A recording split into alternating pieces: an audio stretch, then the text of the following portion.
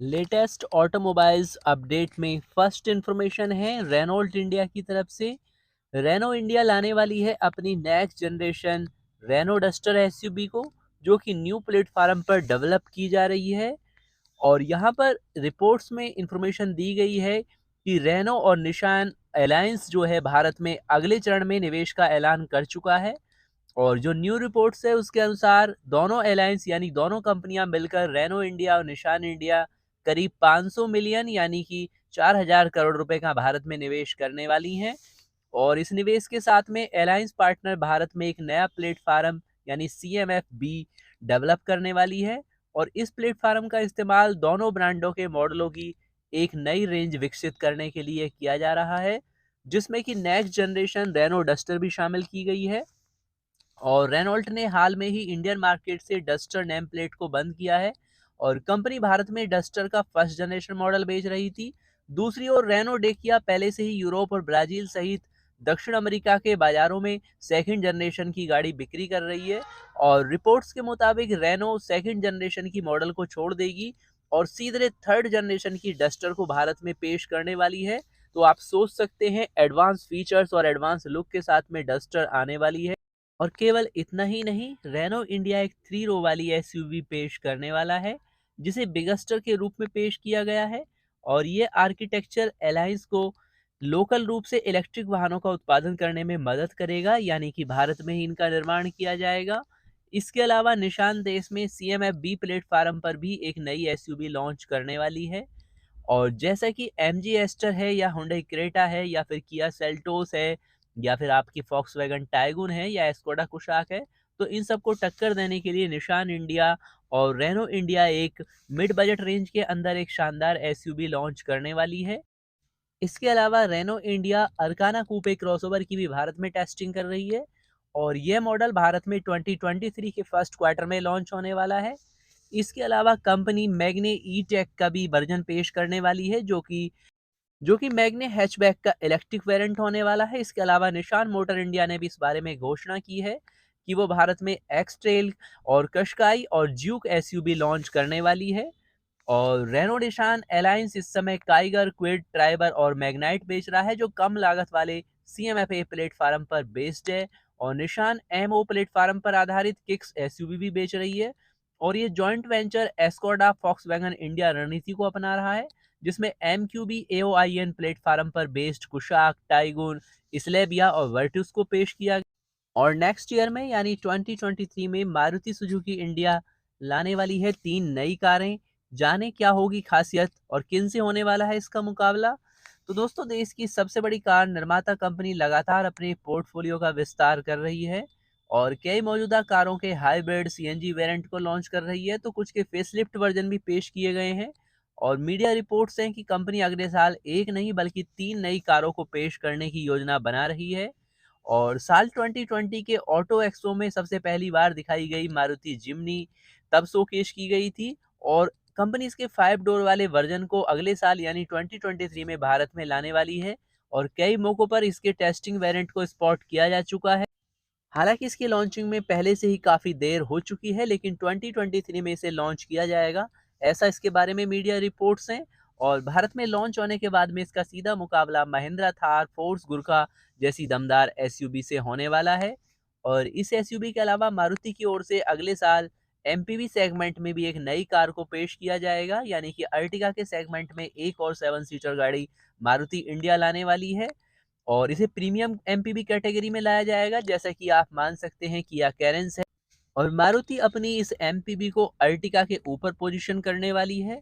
3 रो और 7 seater MPV को Toyota की नई इनोवा हाई क्रॉस के प्लेटफार्म पर डेवलप किया जा रहा है। इसके साथ इसमें पावर कंट्रोल सीटें, ड्यूल जोन ऑटोमेटिक AC जैसी खूबियां होने वाली हैं। और लॉन्च होने के बाद सीधा इसका मुकाबला टोयोटा की नई Innova high cross, Tata safari, Mahindra XUV 700 और हुंडई अल्केजर जैसी गाड़ियों से होने वाला है। और जहां पर कंपनी ने अपनी नई प्रीमियम हैचबैक बलेनो को कुछ समय फेसलिफ्ट में लॉन्च किया है, जिसके बाद इसके क्रॉसओवर मॉडल को लाने की तैयारी चल रही है। और मीडिया रिपोर्ट्स के मुताबिक नई क्रॉसओवर में मौजूदा बलेनो वाला ही पावर ट्रेन होगा, हालांकि उसमें बलेनो RS जैसे फीचर्स भी होंगे। और भारतीय बाजार में इसकी कीमत करीब 8 लाख रुपए से स्टार्ट होने वाली है।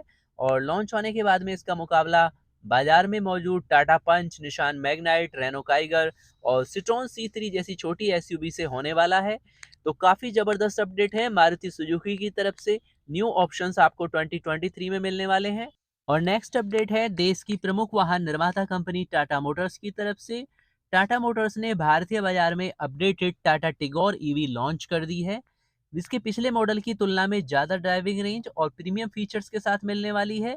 और 2022 टिगोर ईवी को 4 variant XE, XT, XZ plus और X7 प्लस LUX में बेचा जाएगा, जैसा कि नेक्सॉन ईवी प्राइम के साथ किया गया है।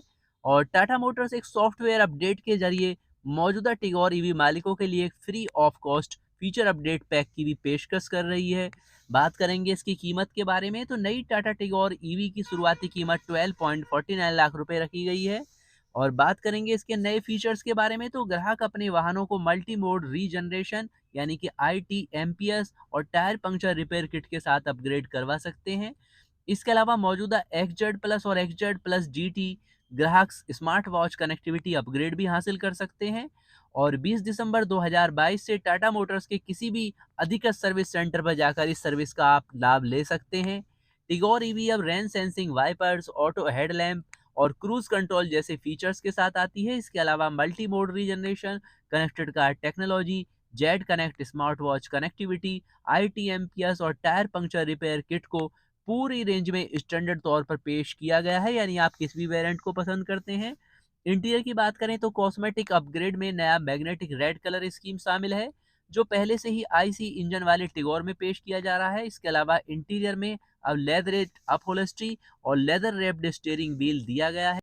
और अपडेटेड टिगोर ईवी में ARI प्रमाणित 315 किलोमीटर की रेंज का दावा किया गया है। और रियल वर्ल्ड ड्राइविंग रेंज के मामले में हालांकि डिफरेंस आता है। बैटरी पैक को धूल और पानी से प्रतिरोध के लिए IP67 रेटिंग में दिया गया है और इसकी कैपेसिटी है 26 किलोवाट, जो कि 75 PS का पावर और 170 Nm का पीक टॉर्क जनरेट करती है। और बात करें करंटली, तो टाटा मोटर्स इस समय भारतीय बाजार में इलेक्ट्रिक वाहन सेगमेंट की सबसे बड़ी कंपनी है, या कह सकते हैं इस सेगमेंट की लीडर है। और उसके पास इलेक्ट्रिक वाहनों का सबसे बड़ा लाइनअप है और उसके पोर्टफोलियो में Tigor EV, Tiago EV, Nexon EV prime और नेक्सॉन ईवी मैक्स जैसी इलेक्ट्रिक कारें हैं। और Tata passenger electric mobility limited और Tata Motors passenger vehicles limited के प्रबंध निदेशक शैलेश चंद्रा ने इस बारे में कहा है कि ईवी उद्योग में जबरदस्त बढ़ोतरी देखी जा रही है और ये भारतीय बाजार में लोकप्रियता हासिल कर रहा है। और सड़क पर 50,000 टाटा ईवी और 89% बाजार हिस्सेदारी के साथ टाटा मोटर्स अपने व्यापक पोर्टफोलियो के साथ पूरी तरह से इस बदलाव को आगे बढ़ा रहा है। और हाल में पेश किया गया टियागो ईवी बाजार को एक काफ़ी कम बजट में काफ़ी बेहतरीन ऑप्शंस है। और बात करते हैं इसकी लॉन्चिंग के बाद से अब तक 20,000 से ज़्यादा इसकी बुकिंग हो चुकी है। तो दोस्तों ये थी अभी तक की latest automobiles news information update. अगर आप ज़्यादा कुछ जानना चाहते हैं तो इंस्टाग्राम पर हमारे लाइव में शामिल हो सकते हैं, या फिर यूट्यूब लाइव पर भी अपनी सभी क्वेरी का सलूशन ले सकते हैं। डेली हम आपसे मिलते हैं latest automobiles news information update के साथ। आपकी जो भी क्वेरी है कमेंट्स में लिखते रहें, आपकी सभी क्वेरी का विद इन 24 आवर्स में आंसर दे दिया जाता है। मिलते हैं नेक्स्ट अपडेट के साथ। नमस्कार।